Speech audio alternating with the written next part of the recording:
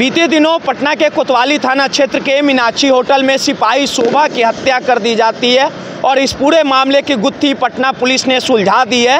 इस पूरे खेल के पीछे जो बातें सामने आई है पति पत्नी और वो वाली कहानी है। इस पूरे मामले का खुलासा करते हुए पटना के सेंट्रल एसपी वैभव शर्मा ने बताया कि कई साल पहले शोभा और गजेंद्र की आंखें चार होती है और उसके बाद दोनों विवाह कर लेते हैं, लेकिन दोनों में सब कुछ रिश्ता ठीक ठाक नहीं चलता और शोभा की नौकरी बिहार पुलिस के सिपाही के पद पर हो जाती है और उसके बाद लगातार पिछले 4 सालों से दोनों की बातचीत नहीं हो रही थी और इसी को लेके जो गजेंद्र था वो काफ़ी परेशान चल रहा था और गजेंद्र को ये संदेह था कि उसकी पत्नी का कहीं ना कहीं और संपर्क है। और इस पूरे मामले को देखते हुए गजेंद्र अपनी पत्नी को मीनाक्षी होटल में बुलाता है और दोनों के बीच तू मैं की स्थिति हो जाती है और विवाद इतना बढ़ जाता है कि गजेंद्र कट्टा निकाल के अपनी पत्नी को गोली मारकर हत्या कर देता और इस पूरे मामले के बाद वहीं शोभा की मौत हो जाती है। सेंट्रल एसपी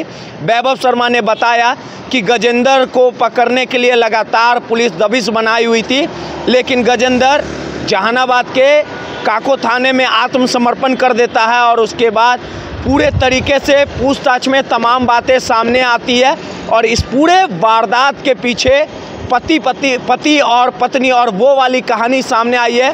पुलिस हर एक एंगल से जांच कर रही है और इस पूरे मामले को लेके सेंट्रल एसपी वैभव शर्मा ने क्या कुछ कहा है जरा सुन लीजिए। इनिशियल इंक्वायरी में जैसा मालूम पड़ा था कि रूम नंबर 303 में इनके पति ही ठहरे थे और ये सुबह के टाइम ये आई थी रूम पर। अरे यार हाथ और पति इनके बाद निकल गए थे और इनकी डेड बॉडी मिली थी।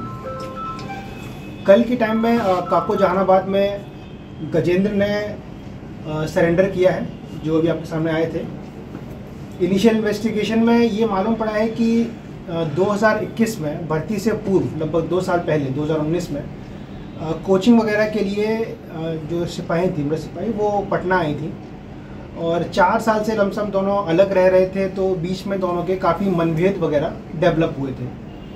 समय के साथ दोनों की बातचीत भी काफ़ी कम हो गई थी और कुछ संदेह वगैरह भी उत्पन्न हुए थे, जिसके कारण दोनों के बीच में काफ़ी लड़ाइयाँ होने लगी थी और इस साल में लड़ाइयाँ काफ़ी बढ़ गई थी। तो पटना जब ये आई थी 16 तारीख को, तो भी जैसा अभियुक्त ने बताया कि उसने नहीं बताया था कि मैं पटना आ रही हूँ।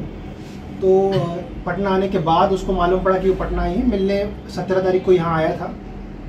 उन लोगों की मुलाकात भी हुई 17 तारीख को, पर उसमें भी दोनों के बीच थोड़ी लड़ाइयाँ हुई थी। तो उसी के फॉलोअप में जो अभियुक्त था उसने 2 हथियार अपने एंड से इकट्ठे किए थे, दोनों ख़रीदे थे और वो इस मोटिव से आया था कि लड़ाई होती है तो इस बार मैं उसको मार दूंगा। उसके मन में बिग टाइम ये भी संदेह आ गया था कि अगर मैं इसको नहीं मारूंगा तो हो सकता है कि ये मुझे मार दे। तो दोनों हथियार लेकर वो 19 तारीख को यहाँ आता है। 19 तारीख की रात में दोनों की बातचीत होती है और 19 तारीख को उसको बुलाता है। 20 तारीख की सुबह वो आती है, दोनों की बातचीत होती है, दोबारा लड़ाई होती है और आक्रोश में आकर वो हथियार का प्रयोग करते हुए महिला को मार देते हैं। ये पूरा बयान उसने स्वीकार किया है और अभी वो लोग अरेस्ट हो चुका है। एक और बता रहा था कि धीरज नामक युवक है, उससे उसका कोई इलिसिट रिलेशनशिप है। ये एक इनिशियल उसका संदेह है और इस पूरे पॉइंट पे जांच की जा रही है। जो भी इसमें पॉइंट्स बताए गए हैं वो सब इन्वेस्टिगेशन का पार्ट है और पूरा इन्वेस्टिगेशन में अगर ये पॉइंट सही माना जाता है तो उसकी पुष्टि की जाए। हथियार कहाँ से दोनों था वो लेकर आए थे? हथियार का इंतजाम इसने जहानाबाद के पास के एरिया से किया है, उसे हम डिस्क्लोज अभी नहीं कर रहे हैं। इसने बताया है और हम बहुत जल्दी इसको रिमांड पे लेकर जहाँ से इसने दोनों हथियार लिए थे वहाँ रेकी करेंगे और गिरफ्तारी करेंगे। ये वापस अपने घर के पास ही गया था, जहानाबाद में ही रुका हुआ था और जब उसको महसूस हुआ कि पुलिस का दबाव बढ़ गया है और बाद में वारंट का तुर्की वगैरह की कार्रवाई होगी तो इस दबाव में आकर सरेंडर किया। गोलियां कितनी चली थी सर? गोली 2 थी। सर पोस्टमार्टम रिपोर्ट में क्या जानकारी सामने आई है? क्या दोनों कमरे में एक साथ संबंध भी स्थापित किए थे, कुछ बातचीत हुई थी? अच्छा, पोस्टमार्टम रिपोर्ट में ये नहीं आता है कि संबंध स्थापित हुए थे कि नहीं हुए। वो तो इनिशियल बॉडी की इन्वेस्टिगेशन में जो मिलता है कॉज ऑफ इंजरी वगैरह वो आता है। तो अभी तो इंक्वायरी में यही है कि गन आर्म इंजरी में डेथ हुई है और सिर पे गोली मारी गई थी, क्लोज शॉट था। और बाकी जो पॉइंट हैं वो सब एफएसएल की इंक्वायरी में मालूम पड़ेगा। चलिए, अब जब एक्सेप्ट कर लिया पुलिस, कितने दिनों के अंदर चार्जशीट फाइल करेगी इसके अगेंस्ट? हमारा प्रयास रहेगा कि जल्दी से जल्दी चार्जशीट फाइल कर दें, क्योंकि कुछ पॉइंट एफएसएल की जांच के लिए भी हैं, इसीलिए उन पॉइंट्स को कंप्लीट करके हम इन्वेस्टिगेशन जल्दी क्लोज करेंगे। कमरे में उस दिन सिंदूर फैला था, तो सिंदूर का क्या ही कनेक्शन था? दोनों पति पत्नी थे सिंदूर। सर, एक बात माना जाए कि गजेंद्र से पूछताछ में ये स्वीकार किया है कि हाँ, महिला पुलिसकर्मी हमेशा धमकाती थी, वर्दी का रौब दिखाती थी, कुछ इस तरह की धमकी दिया करता है। नहीं है, मेन पॉइंट वही है कि काफ़ी टाइम से बातचीत नहीं होती थी, और जब भी बातचीत होती थी दोनों में लड़ाइयाँ काफ़ी होने लगी थी। 4 साल का डिस्टेंस काफ़ी हो गया दोनों के बीच, वो कम ही रहने आती थी घर में, तो इस चक्कर में दोनों के बीच में बात पर लड़ाइयाँ होती थी।